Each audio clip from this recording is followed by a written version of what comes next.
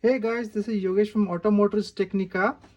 This video shows you the Android system where I had repaired, including the chassis and the frame and the replacement of the LCD panel and touch panel. So this is the Android system's radio, which was present in my Scorpio. So we call it as Android car audio system with navigation. So this is the circuit board with the heatsink and back panel. I have just replaced it, and this is the old one where there is a history behind what has happened on this. So I'm just going to power this old one on and show you what has actually happened to the system. So just I have powered it on. So if you see close by, there are certain lights here, and this touch panel was gone. So if I press any of the buttons from the 1-inch top to till this portion, so 1-inch portion was not working, and these power buttons including the home key were not working. So this is actually the circuit board of the touch panel has gone. And what I found out is I kept this for the chassis so that I can use the chassis, because the old chassis are really strong enough and it can withstand on the Scorpio systems panel. So if you see the Scorpio systems panel, where on this portion it gets bolted on this part. And what has happened is I had an old panel which has been fitted to the new circuit board. Why? Because the bolts, these mounting bolts, are strong for my previous Android system. So the problem was I removed the new panel, the back chassis cabinet holder, here the circuit board fits, and at this point the touchscreen and the LCD panel fits. So what did I do is I removed it from the new one and placed it into the old cabinet. So these are the mounting holes which are really strong, and if I put a screw on the new panel, this is what it happens. So if you see here, it got broke and it might fall once you are on the road. So if you go on off-roading or something, it will definitely fall. And the reason behind to remove this is the old panel was the old chassis was really strong, and what I found is the size is same, 9 inches Android system, where the old panel was gone, and even the LCD screen has also some lining here.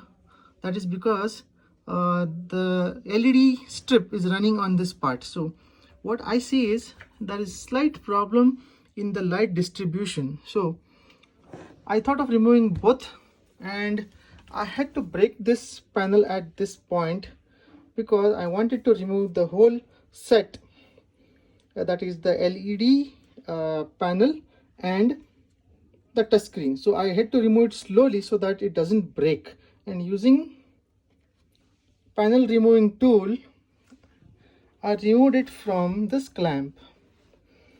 And finally this circuit fits on the back. So this circuit which is working now on the old panel is the previous Android system circuit board. So it is almost the same size. This is still working, but I feel that the new one which I have purchased for around 7.5K, this portion inside the circuitry is new, and the front LCD panel, the front LCD panel and along with the LED panel is the new one. So what I did is I removed the LCD panel from this chassis, which is here, and from the new chassis I removed the LCD panel and replaced it onto this one. So what I am getting is like fully strong and sturdy with new circuit board and a new panel with the old chassis. So old chassis, I believe that it is really strong everywhere. If you see here, it has been 1 year old and the mounting holes are still strong. So if you see here, there is no damage, and that made me to decide to open the new Android audio system and replace the panels and the circuit board with the new one. So only this chassis is old for this mounting, and the usage of this is not useful now because the plastic is very poor quality, because this is an entry level Android system. And what I found is the circuit board is good, the audio quality is good, it has got a subwoofer control with 2 RCA left and right, and it has got an amplifier IC which can drive 50 into 4 peak mode power output. So I'm powering this using an adapter 12 volts of just for 2 amperes as of now, just to test these Android systems. So if I show you this, I have connected it here, and so there is no touch response at all. So this touch screen is gone, and it went after usage of approximately 1 year. So this touch panel is gone, but if you see the close up, if you see closely, there is a slight problem in the illumination. So the corner, it is less, and in the center, if you see, it is bit bright. So however, the LCD is slightly okay, but I found that the touch cannot be repaired because there is certain crisscross rows and columns like wires on the glass that has gone. So this is the power which I have given. So yellow means the 12 volts, and the red wire is which is coming from the ignition, that powers on the circuit board, and this is the ground. So coming back to the circuit board, you have a capacitor here, and this is the LCD panel connector. This goes to the touch, which I have removed already, and there is a IC which is mounted behind the circuit board. It's here somewhere. Yeah, it's here. So there is a metal paste which can conduct the heat produced by the power amplifier. So there is a single power amplifier IC. Almost what I see is like this audio system is built nicely, but the previous year's chassis was really tough and good. When I purchased new for a replacement for my Scorpio, this Android system came with a really bad plastic chassis, which made me to remove everything and replace the chassis from the old system. So I'll be powering on this old system with new circuit and the new panel.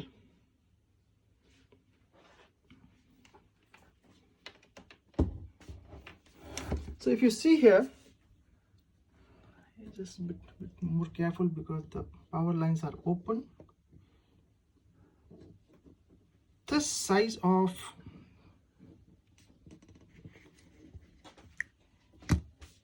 the chassis which holds the circuit board is new when compared that now is holding the old PCB Whereas the size of the older system, where the aluminum heatsink, the whole portion which is bolted, is quite bigger than the new one. That means the heat dissipation is done much better in the old systems.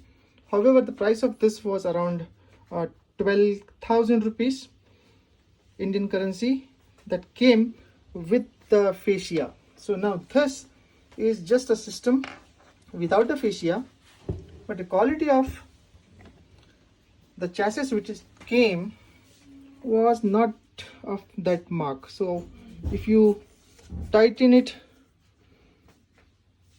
or use bigger screws of this size,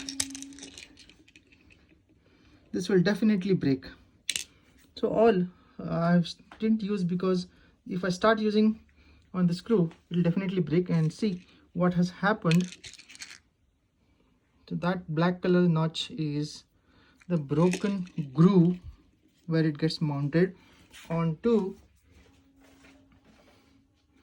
the fascia. So this is the fascia for Scorpio.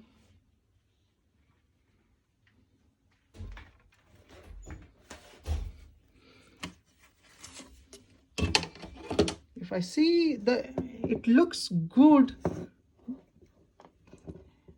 It works well when I connect it to the speakers, and the only problem is with the touch screen, that is the front glass panel. So it is very tough. I have tried to try some scratch test on this. It doesn't scratch because this is a Gorilla Glass.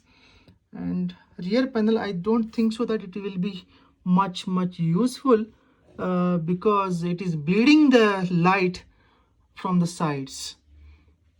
So I made a decision to remove the LCD from the old system. This is the one which is the old one, and keeping the chassis of the old frame, and try to create make a new Android system which is in my hand. I have assembled everything, and it's time to power up and see whether it's working or not. I'm trying to boot up the assembled system, where the original system which I have purchased is the Megatronics. So what you see here is, this is the back panel of the new one, and inside circuitry what I have here, which is bolted temporarily, is the previous system's circuitry. Both are of same size, and this panel is the old panel which I have removed from the chassis of the old system. Now this system has got new circuitry, new front touch, and the new LED panel. So I'm just switching it on here. This is the power brick, and now it started. So if you see that it shows the logo of Megatronics, that means the circuitry is from this brand. So all look good. So far so good. It is booting up.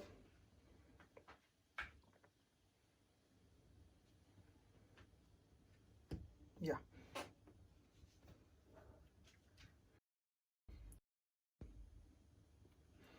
so this is the launcher that I have put it, which I purchased from Android store. This is called Sky Launcher.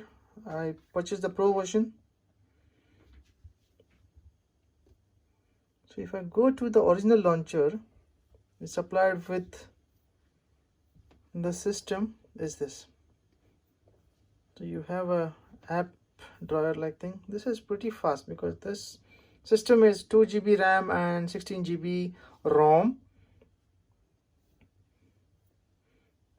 and the size is approximately from here to here. Full corner is 9 inches. We call it Android system in commercial way. There is another launcher which I put it, is the Web Guru. This is like monochrome type of theme, but it looks good. And if I just power off, yeah, you have to hold it, it goes into standby mode. But if you see, the light is still on the back lit LCD panel, because it should show the date and time on the screen. So this doesn't go fully shutdown mode. So the thing is, if I remove this red color wire, the display gets off, but the power will be on for the memory. So if I remove the key of the vehicle from the ignition, a complete key removal, this will go off. Now that is called the standby mode for this car audio system. But if I put back the key and go into accessories mode, the power is coming from this red wire. When I switch on the accessories, it gets fired up, it gets 12 volts, but throughout the yellow wire will have 12 volts always from the battery. So in his case, when you put the key into ignition mode, the red wire will get power and it gets on, and it gets on immediately, because this was in standby mode. It doesn't go full shutdown state, because the most of the entry-level audio system will not go into the complete shutdown mode of for the Android, because it requires more time. If you see high-end audio systems like for size 10 inches and which costing out more than 32K, they go complete shutdown mode, but it take time to boot on the system. Now if I touch this power, it comes back. So I believe the launcher, which comes as a default, is pretty much faster.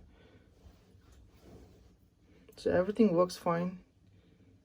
The back key is also working fine. Volume up, down is also working fine.